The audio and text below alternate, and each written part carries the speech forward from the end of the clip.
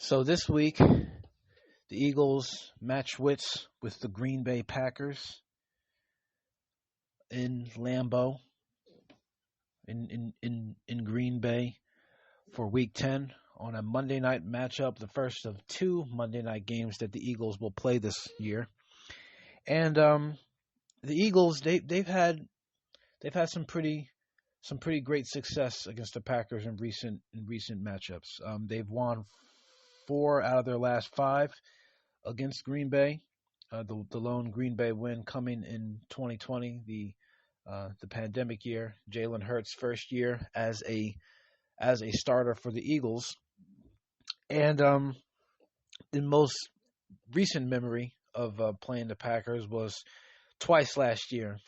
The very first game of last season, where the Eagles and the Packers met in Brazil, and Saquon Barkley's first game playing for the Eagles, which was a rousing success to say the least. The Eagles won that one 34-29.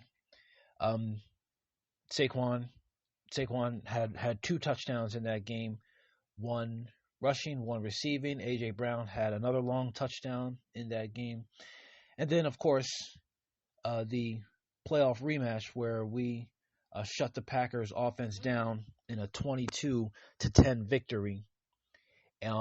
Obviously on our way, the first of four playoff wins, which would result in a Super Bowl winning campaign for the Eagles. So the Eagles they've had big success against the Packers since and since you know they've had big success against the Packers in recent years, and both of those games last year were home games. Well, the first was a home game against the Packers, was a designated home game. The Eagles were the designated home team, and then the second game obviously was in the confines of Lincoln Financial Field.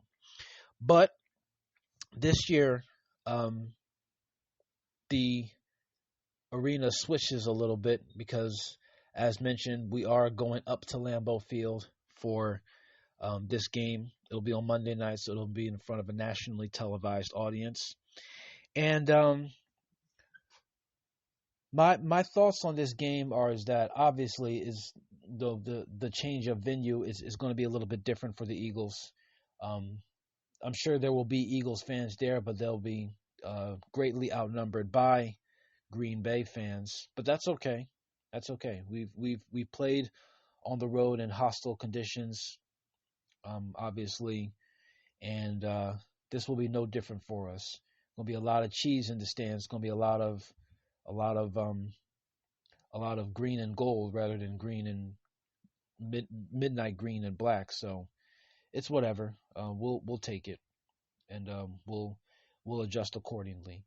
Um, Packers are dealing with a couple of significant injuries coming into this game.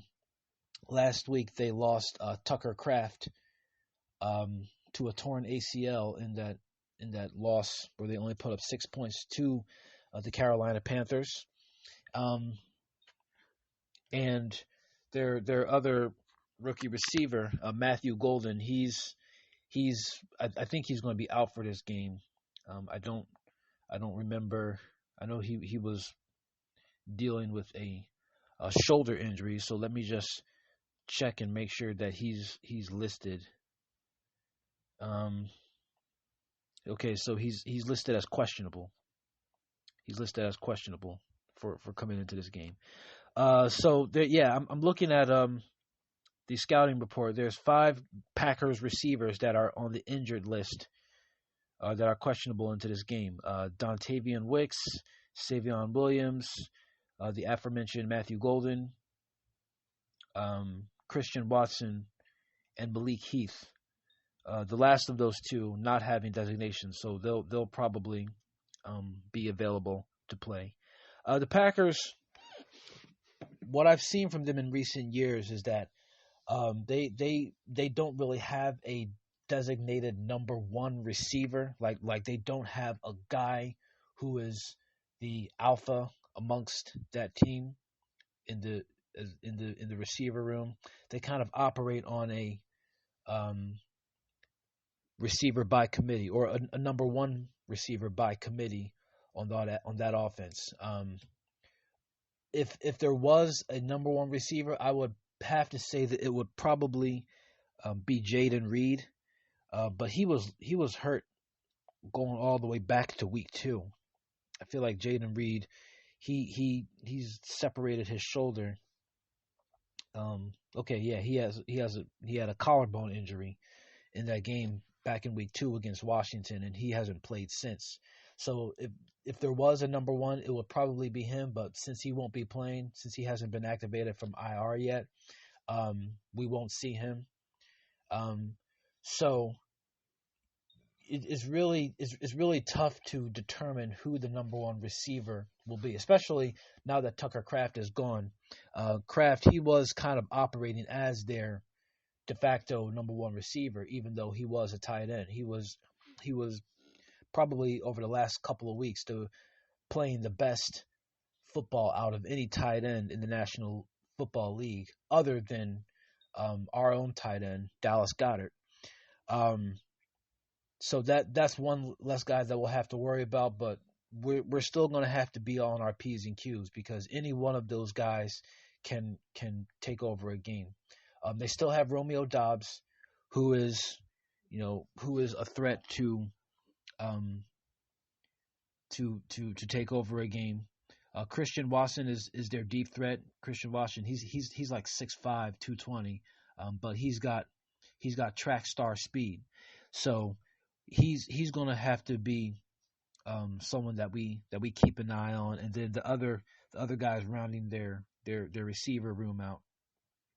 Um, it'll be interesting to see how the Eagles deploy their secondary in particular against their receivers. We'll probably play a lot of zone. I would think that we'll probably start the game out playing in zone and just kind of getting a feel for what Green Bay wants to do.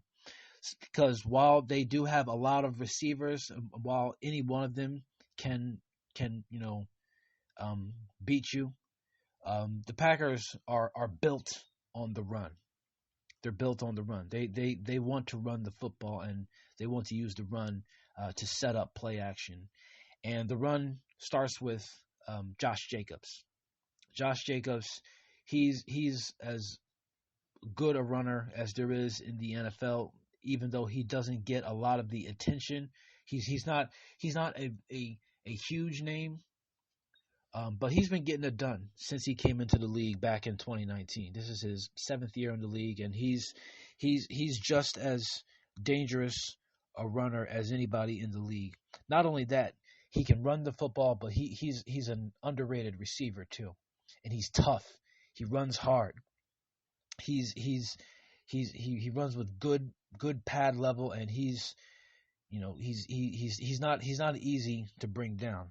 He's compact. I think he's like 5'10". I want to say 5'10" or 5'11". Yeah, he's 5'10", 223. According to Wikipedia, he's a well built compact runner, and he's not afraid to lower his shoulder to you into you, if that's what it takes to get those tough yards out. And he's great goal line back. The Packers, when if they get inside the 5 yard line, or even the 10 yard line, they're not afraid to give it to number 8 and let him go to work.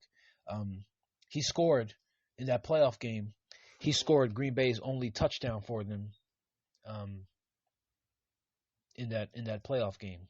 He was pretty much their lone source of offense.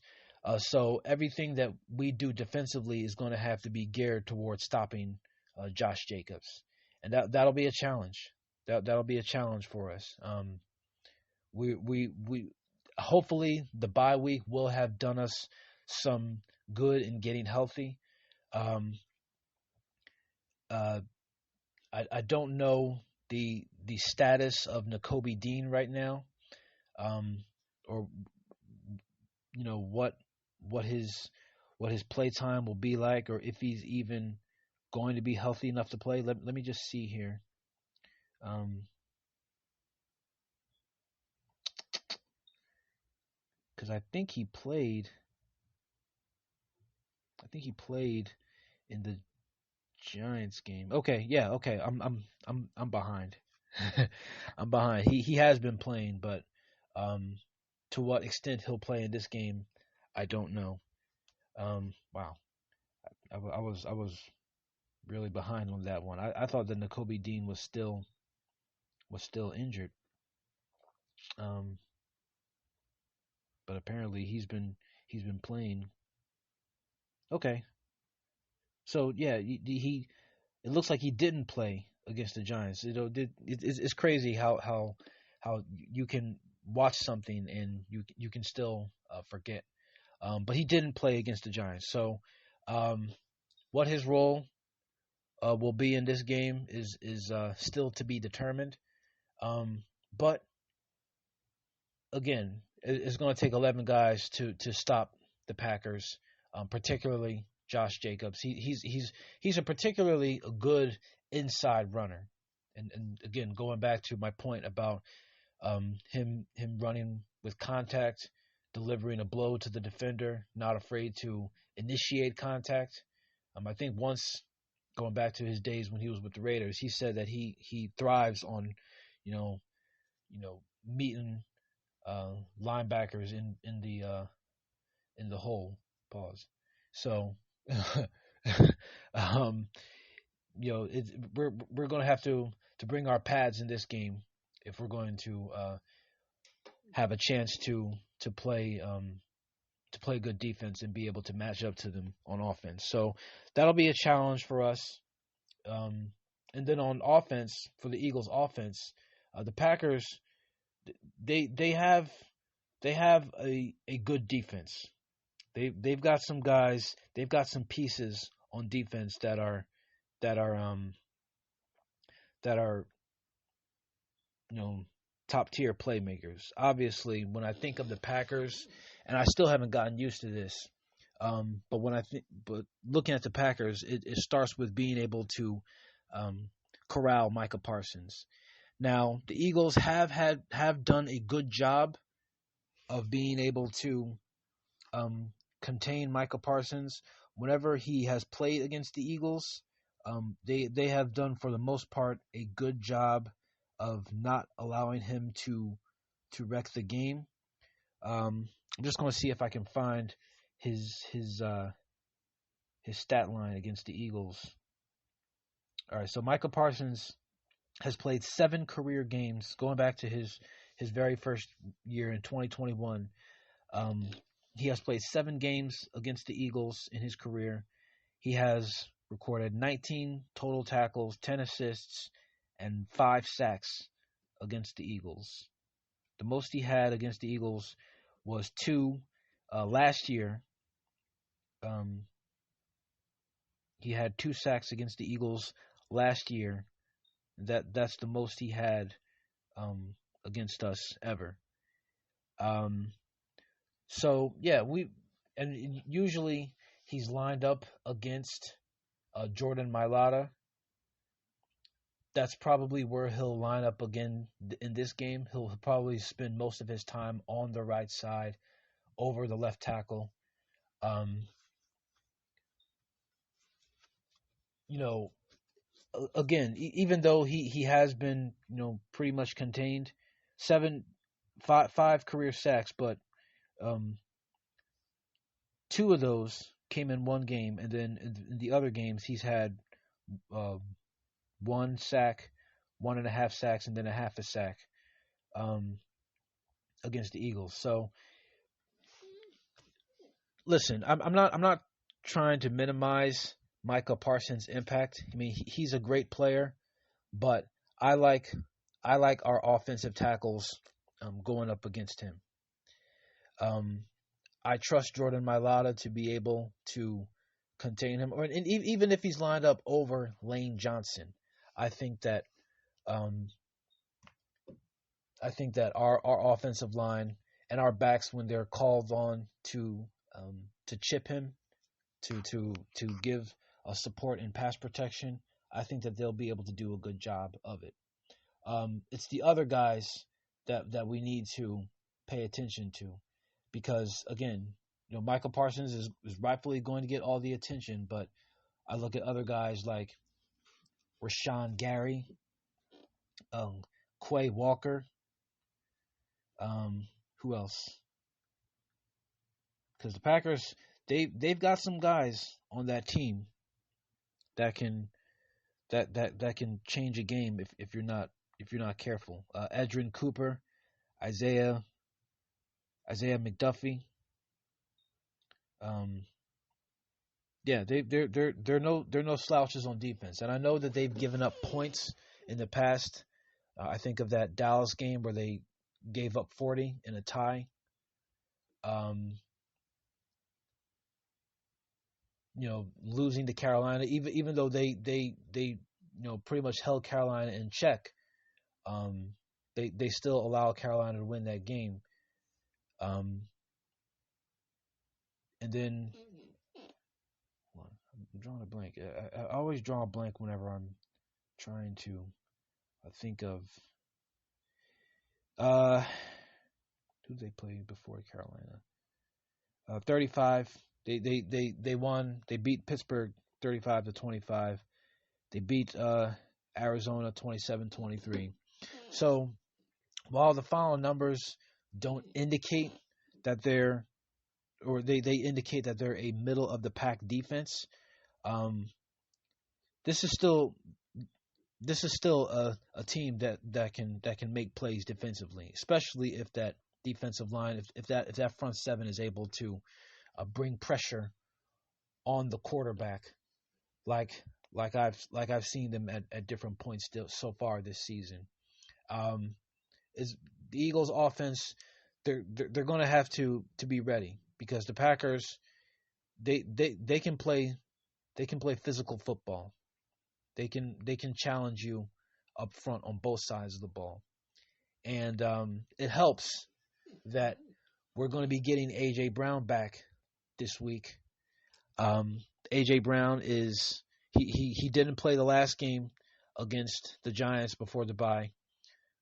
Last time we saw AJ Brown in uniform, he was torching Isaiah Rodgers to the tune of 121 yards and 2 touchdowns. So now that he's had an extra week to get healthy, now that he's had time to, um, rest up, and hopefully the team patches up has patched up whatever differences they had. We survived the trade deadline. AJ Brown is still here. He's going to be here for the duration of the regular season. Hopefully now they can put whatever differences they had in the past, and they can just focus on the stretch run for the Super Bowl. So um, I'm looking forward to seeing how they go about handling it. Um, it'll be a challenge, but between AJ Brown, Devontae Smith, Dallas Goedert, Saquon Barkley, our usual suspects out there on offense, I like the Eagles to win this game. One interesting subplot that I think could come into play in this game is the recent signings that we made. We made some pretty notable signings over the bye week, just before the trade deadline. One of them being former Packers cornerback Jaire Alexander. And Jaire Alexander, he has some interesting things to say about joining the Eagles. He said that he was a big Eagles fan growing up. I mean, he's from the area. He's from the area, or at least he was born in the area before he moved to Charlotte. I just looked it up on Wikipedia, and he said that the Eagles were his favorite team growing up. Grew up a fan watching guys like Brian Dawkins, Brian Westbrook, Jeremiah Trotter, and the rest of the crew, the rest of those 2000s Eagles legends. And he used to play for the Packers. He played for the Packers as recently as 2023. He made a couple of Pro Bowls, had some really good seasons with him. Has had some trouble staying healthy over the last couple of years. But listen, he's only 28 years old.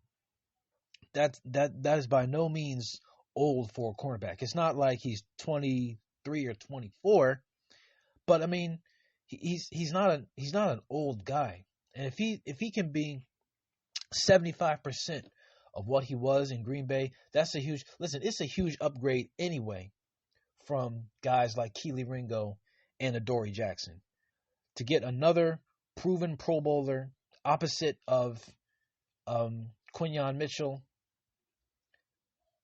allowing Cooper DeJean to move back into the slot and be kind of like the Joker for the Eagles.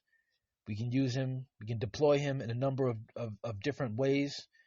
That's a huge win for us, and it upgrades our secondary. Ton of credit to Howie Roseman for realizing that that secondary was going to be the death of us, and for him to go out and shore it up by making a trade for someone like Jaire Alexander, someone who's like I said, been dealing with some injury history, probably felt like he was forgotten by the rest of the league. Probably thinks that everyone feels he was washed up, and now he's coming back out with something to prove. Him along with the linebacker, that the edge, Jalen Phillips. Those are two huge additions. They're not big names to people outside of football, but those are two huge additions that I think are going to pay really big dividends for us down the line. And so I'm looking forward to seeing how they operate in Vic Fangio's defense and how they mesh together with the rest of our team. Howie Roseman, he did it again, man. He did it again. He listen, we weren't going to get Myles Garrett. Once I saw that we added Jalen Phillips, that pretty much burned down any hope of us getting Myles Garrett. But sometimes it's those players that aren't heavily known who make the most difference for you. And they're both still young. Yes, they have some injury histories, and Jalen Phillips, he blew out his Achilles a couple of years ago, but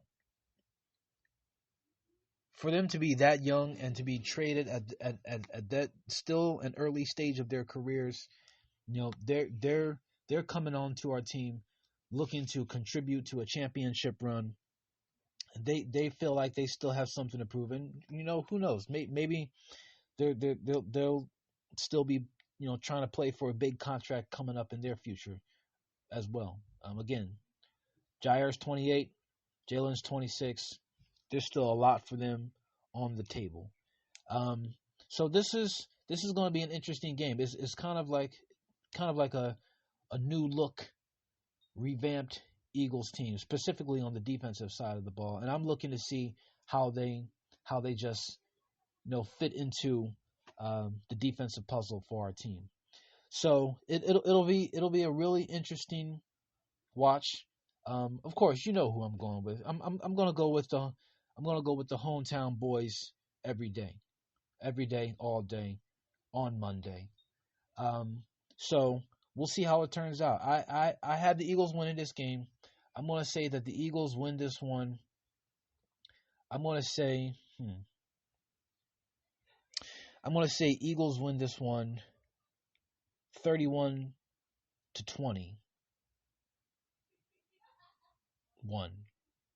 Eagles 31, Packers 21.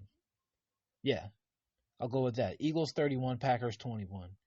And we're going to be looking to further strengthen our grip on the NFC East. It was a great bye week too, by the way. It was a great bye week because not only did the Eagles improve their standing going into it and improve their defense, but the Giants lost, the Cowboys lost, the Commanders lost. But all three of those teams on 2-game losing streaks because they all three of them lost in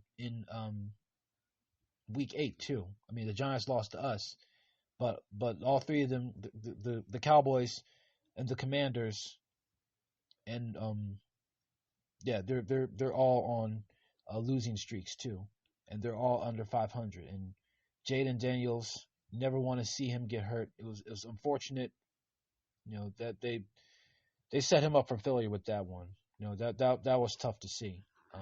How that all went down. Um, but yeah, we're gonna look to move up to 7-2, right? Yes, we're gonna be looking to move up to 7-2 and really put a stranglehold on the NFC East while these other teams continue to see their season spiral. So it'll be a good matchup. I'm looking forward to seeing how it plays out. Eagles 31, Packers 21. Hopefully, next time I check in on the next segment, we'll be sitting at 7-2, one game closer to wrapping up the NFC East.